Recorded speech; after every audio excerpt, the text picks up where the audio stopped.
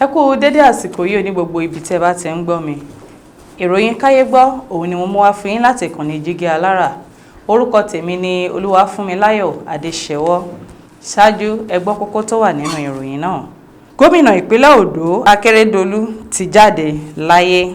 Boko Haram gbẹ̀mí ènìyàn méjì níbi ìkọlù tó wáyé ní Chibok. Wọ́n gbé obìnrin kan lọ sí ilé ẹjọ́ pẹ̀lú ẹ̀sùn pé ó jí 25 million naira ní ìpínlẹ̀ Èkó. Ọmọkùnrin ọdún 19 kan pa ọ̀rẹ́bìnrin rẹ̀ nípínlẹ̀ Bauchi nítorí ẹgbẹ̀rún 5 náírà. Òṣèré orí ìtàgé Bùkọ́lá Arúgbá ní orí kó yọ nínú ìjàmbá ọkọ̀ tó ṣẹlẹ̀ ní ọjọ́ ìbí rẹ̀ kù ọ̀la. Kí a tó tẹ̀síwájú nínú ìròyìn ọ̀hún, ẹ jẹ́ ká dókè lọ́hùn fún ìpolówó ọjà. Tẹlifíṣàn kan àrà ọ̀tọ̀ tí aráyé fẹ́. Prison 24 TV láyé sọ. Àtúntò àrèrè pàkó yìí bàbá mọ̀gánà àǹfààní ńlá ló wọlé tọ̀ wá wáyé o. Àǹfààní láti darapọ̀ mọ́ iléeṣẹ́ amóhùnmáwòrán àti rédíò orí ẹ̀rọ ayélujára kan nílẹ̀ yìí. Prison 24 TV Jígí Alára rédíò tó kalẹ̀ ká sílùú Ìbàdàn. Iléeṣẹ́ tẹlifíṣàn tí wọ́n mọ̀ mọ́ àwọn ètò àtàtà lóríṣiríṣi ni. Àǹfààní ńlá rèé o fún gbogbo ẹni tó ní ẹ̀bùn àti ọgbọ́n àtinúdá láti wá fi ẹ̀bùn tiyín náà hàn. Kẹ́yìn náà lè di ìlúmọ̀ọ́ká gbóhùnsáfẹ́fẹ́. Akọ́ṣẹ́mọṣẹ́ agbóhùnsáfẹ́fẹ́ lédè Yorùbá pọ́nbélé àti Gẹ̀ẹ́sì ni wọ́n ní. Tàbí akọ̀ròyìn àti akàròyìn eré ìdárayá àti bẹ́ẹ̀ bẹ́ẹ̀ lọ lédè Yorùbá àtèdè Gẹ̀ẹ́sì.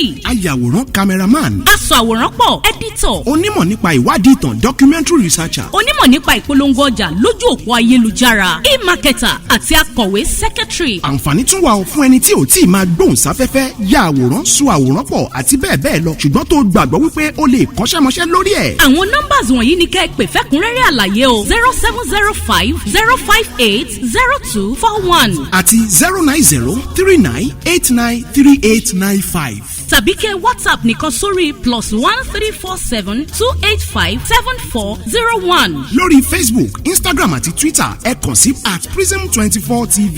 Wá lo ẹ̀bùn tiẹ̀ náà níbi táyé ó ti gbà ọ́ ní Prism 24 TV Jígí Alára rédíò. A máa retí yín o. Prison 24 TV Jígí Alára rédíò ní gbogbo àwọn tó dá mọ̀ ń gbọ́. Prison 24 TV Jígí Alára rédíò ní gbogbo àwọn tó dá mọ̀ ń sọ. Tẹlifíṣàn kan àrà ọ̀tọ̀ tí aráyé ń fẹ́. Prison 24 TV láyé sọ.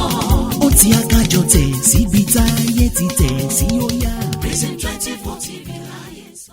Ẹ káàbọ̀ padà láti òkè lọ́hùn-ún. Ìròyìn náà rí lẹ́kùnrẹ́rẹ́. Gómìnà ìpínlẹ̀ Ondo Akérédolú ti jáde láyé.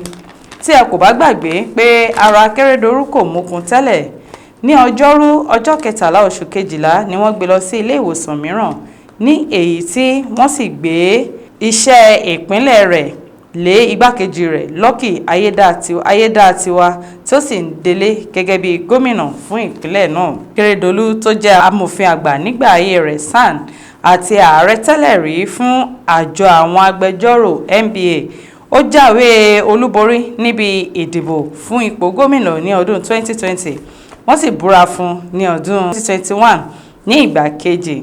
Bákan náà Akérédolú ní ìdojúkọ nípa ìlera rẹ̀ tí ó sì lọ gba ìtọ́jú ní ilẹ̀ òkèèrè nínú oṣù kẹfà tí ó sì padà sí orílẹ̀-èdè yìí nínú oṣù kẹsàn-án.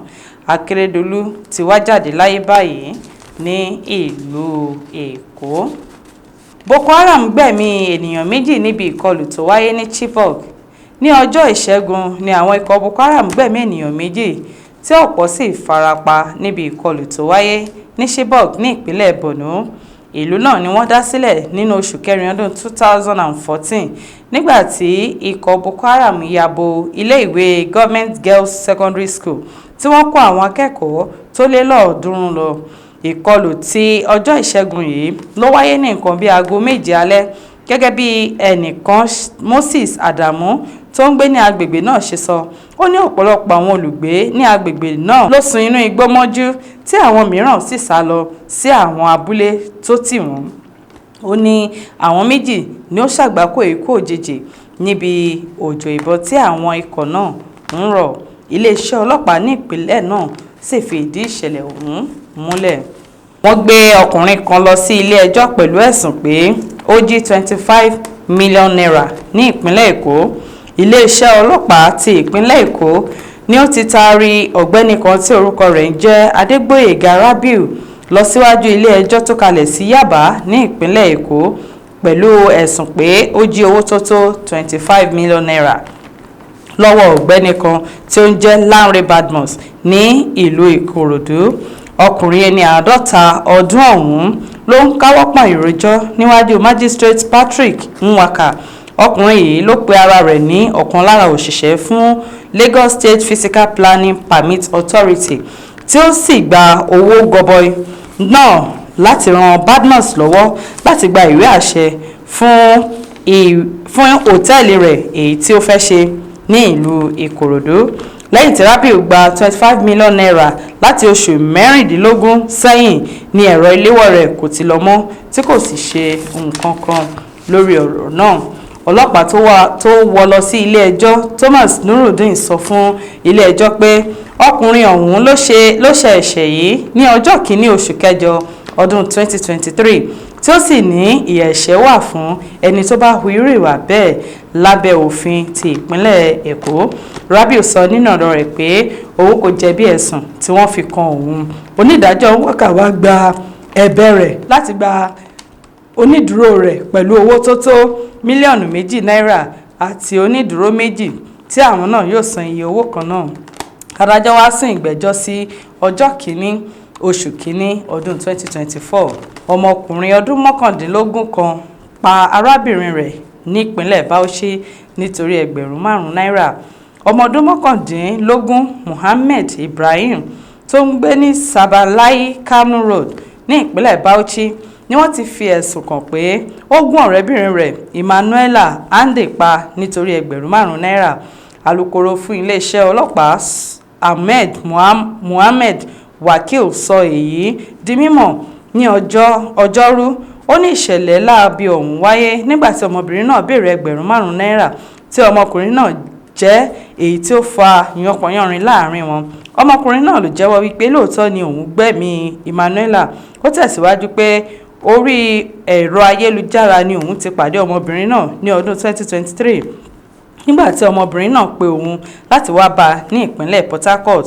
Wákìlì wa sọ pé òun tí wọ́n gbà lọ́wọ́ ọkùnrin ọ̀hún ní ọ̀bẹ tí ó sì sọ pé ìwádìí ń tẹ̀síwájú lórí ọ̀rọ̀ náà.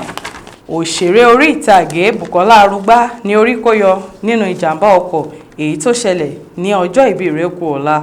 Bùkọ́lá Awóyẹmí tí ọ̀pọ̀ ènìyàn ń pè ní Bùkọ́lá Arúgbá ní orí ti kó yọ nínú ìjàmbá ọkọ̀ tó wáyé ní ọjọ́ ìbí rẹ̀ kù ọ̀la nígbà tí ó ń sọ̀rọ̀ lórí ìṣẹ̀lẹ̀ náà lórí ìkànnì ayélujára rẹ̀. Ó ní ìṣẹ̀lẹ̀ náà ló ṣẹlẹ̀ ní ọjọ́ ìbí òun kù ọ̀la. Ó ní òun dúpẹ́ lọ́wọ́ Ọlọ́run ọba olùpamọ́ òun. Ìjàmbá ọ̀hún ló wáyé lórí afárá 3rd Mainland Bridge nígbà tí òun ń lọ sí ilé. Kò ní jù báyìí lọ lórí ìròyìn Káyégbọ́ fún ti tòní, ṣùgbọ́n kí n tó máa lọ ẹ jẹ́ ká gbọ́ kókó inú ìròyìn ọ̀hún lẹ́ẹ̀kan sí i. Gómìnà ìpínlẹ̀ Ondo Akérédolú ti jáde láyé. Boko Haram gbẹ̀mí ènìyàn 2 níbi ìkọlù tó wáyé ní Chibok. Wọ́n gbé ọkùnrin kan lọ sí ilé ẹjọ́ pẹ̀lú ẹ̀sùn pé ó jí 25 million naira ní ìpínlẹ̀ Èkó. Ọkùnrin ọdún 19 pa ọ̀rẹ́bìnrin rẹ̀ nípínlẹ̀ Bauchi nítorí 5,000 náírà. Òṣèré orí ìtàgé Bùkọ́lá Arúgbá ní orí kó yọ nínú ìjàmbá ọkọ̀ tó ṣẹlẹ̀ ní ọjọ́ ìbí rẹ̀ kù ọ̀la. Kò ní jù báyìí lọ fún ìròyìn Káyégbọ́. Orúkọ mi ni Olúwafúnmiláyọ̀ Adéṣẹwọ́ lẹ́ẹ̀kan sí káfíńrí pàdé.